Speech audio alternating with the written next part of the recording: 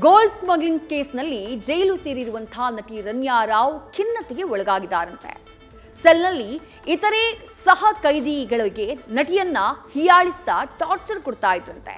ಇದರಿಂದ ಎಚ್ಚೆತ್ತಂತಹ ಜೈಲು ಸಿಬ್ಬಂದಿ ರನ್ಯಾ ಜೊತೆ ಇದ್ದಂತಹ ಸಹ ವಿಚಾರಣಾಧೀನ ಕೈದಿಗಳನ್ನ ಬೇರೆ ಬ್ಯಾರಕ್ಗೆ ಶಿಫ್ಟ್ ಮಾಡಿದ್ದಾರೆ.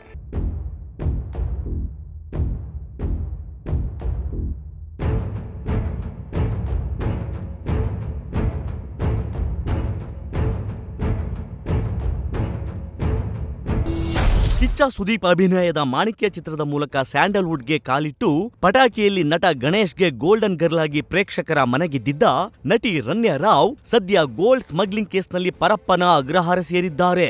ಜಾಮೀನು ಸಿಗದೆ ಪಂಜರದ ಗಿಳಿಯಂತೆ ಒದ್ದಾಡುತ್ತಿರುವ ಮುಂಬೈ ಬಂಗಾರಿ ರನ್ಯಾ ಸದ್ಯ ಜೈಲಲ್ಲಿ ಖಿನ್ನತೆಗೆ ಜಾರಿದ್ದಾರೆ ಎಂದು ತಿಳಿದು ಬಂದಿದೆ.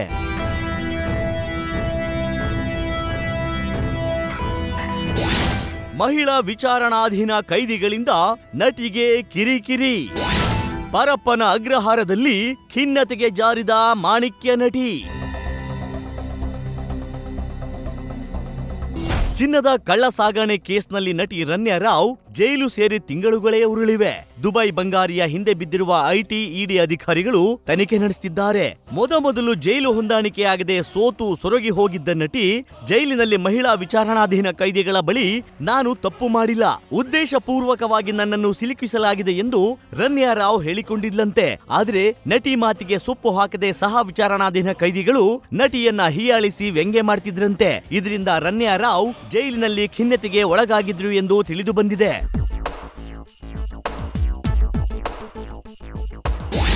ಕಿರಿಕ್ ಮಾಡ್ತಿದ್ದ ವಿಚಾರಣಾಧೀನ ಕೈದಿಗಳು ಬೇರೆ ಬ್ಯಾರಕ್ಗೆ ಶಿಫ್ಟ್.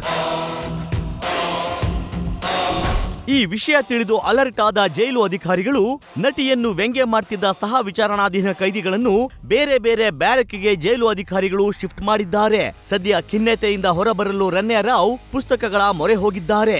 ಜೈಲಿನ ಲೈಬ್ರರಿಯಲ್ಲಿ ಪುಸ್ತಕಗಳನ್ನು ಓದುವ ಹವ್ಯಾಸ ಹೆಚ್ಚಳ ಮಾಡಿಕೊಂಡು ಪುಸ್ತಕ ಓದುವ ಮೂಲಕ ಕಾಲ ದೂಡುತ್ತಿದ್ದಾರಂತೆ.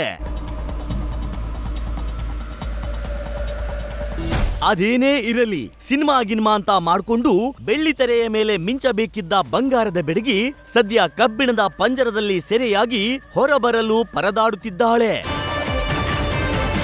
Shivakumar, news first, Bengaluru.